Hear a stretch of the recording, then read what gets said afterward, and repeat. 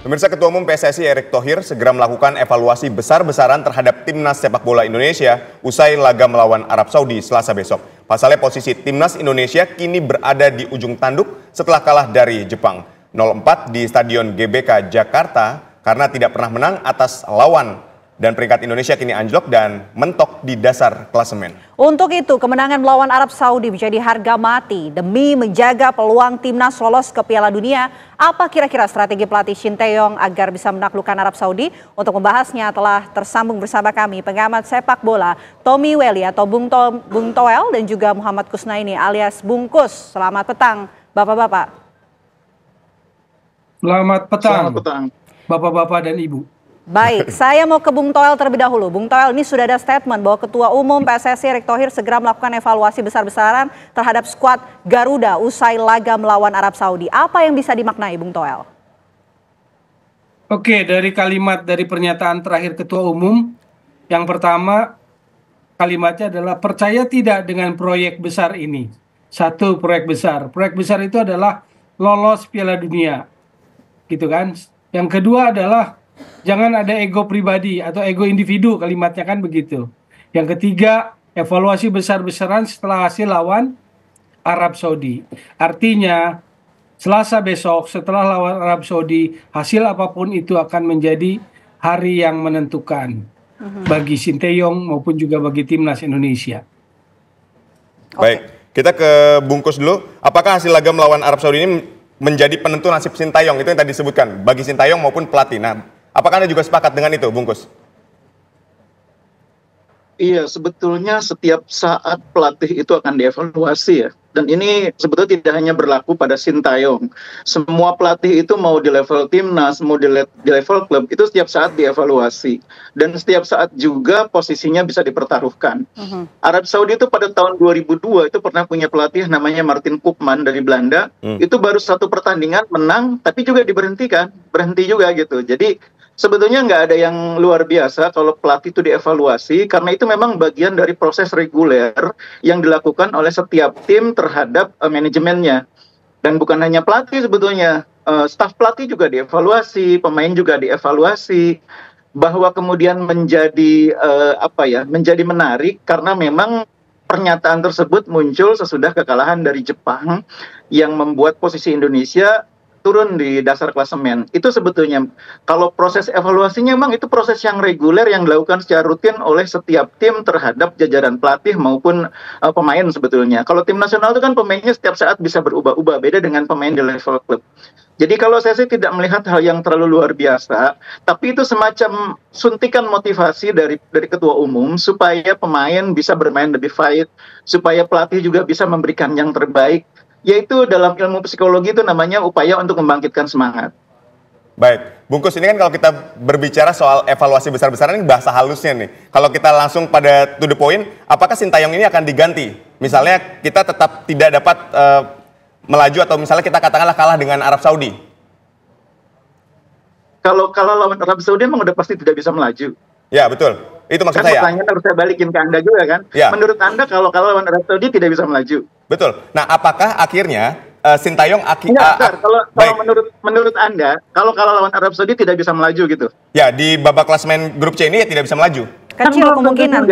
Belum tentu juga, masih ada 4 pertandingan lagi. Baik, kan? Baik.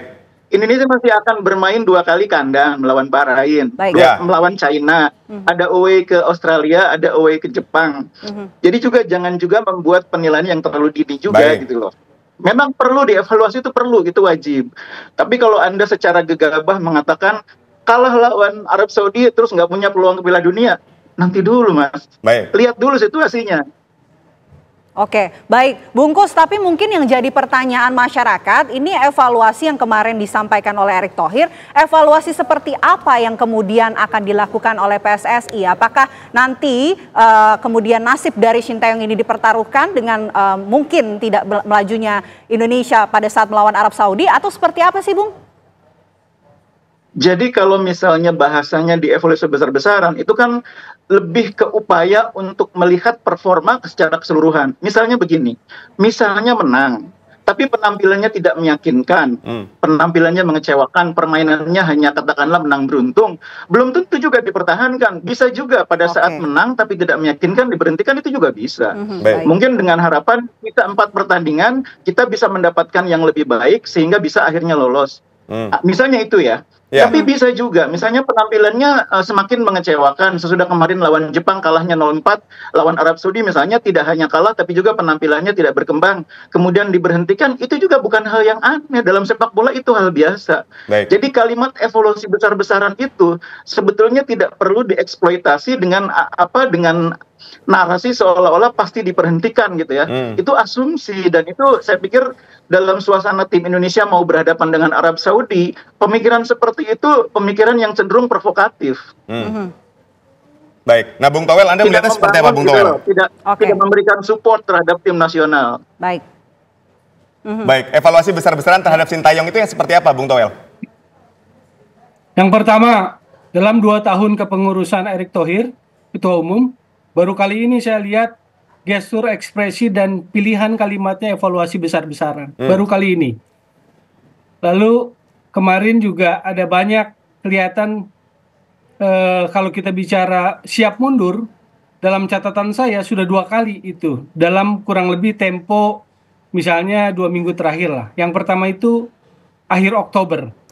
Siap mundur. Ada yang tidak suka kalau nggak salah kalimatnya seperti itu. Lalu kemarin siap mundur kalau kalian nggak percaya proyek ini. Saya yang bersedia. Jadi Ketua Umum pasang badan. Sebetulnya kalau kita dalam konteks olahraga, itu adalah sebuah sindiran gitu loh. Kepada yang harus bertanggung jawab secara teknis. Secara teknis siapa? Pelatih Sinteyong. Kan sekarang saya mau katakan. Away ke Bahrain dan Cina, target PSSI itu 4 poin. Draw di Bahrain, menang di Cina. Kan nggak sampai. Target itu tidak terpenuhi. Itu dikonfirmasi di program 2 sisi oleh Exco PSSI Arya Sinulinga. Bahwa betul targetnya 4 dan tidak tercapai. Lalu saya menebak di program yang sama, saya menebak bahwa target besok lawan Jepang dan Arab, targetnya 4 poin ya. Kalau saya tebak-tebak, saya bilang saya reka-reka, 1 poin draw dari Jepang, 3 poin dari Arab. Sekarang kalau tidak tercapai, maka apakah wajib dievaluasi? Wajib. Lalu siapa ujung dari evaluasi itu? Kan harus ada outputnya. Dalam hal ini menurut saya adalah pelatih Sinteyong.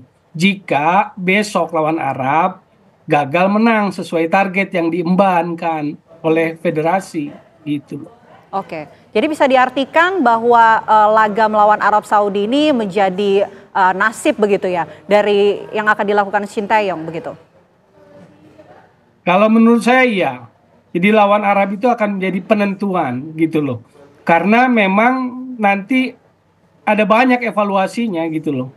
Secara teknis misalnya kita lihat apakah hanya ini taktikal yang bisa dia terapkan, parkir bus misalnya. Lalu ujung-ujungnya kalau mentok hanya lemparan ke dalam arhan gitu kan. Kan itu berulang-ulang gitu loh. Lalu kita menagih janji level Asianya gitu kan. Itu yang kita tagih. Maka evaluasi itu harus mendalam, harus insight gitu kan. Bahwa kemudian harus ada ujung, ada yang bertanggung jawab jelas. Dan dalam hal ini adalah pelatih kepala yang namanya Sinteyong gitu loh. Baik. Lalu kita kebungkus strategi seperti apa yang harus dilakukan oleh timnas kita agar dapat menang melawan Arab Saudi. Usai jeda kita akan bahas itu, tetaplah bersama kami.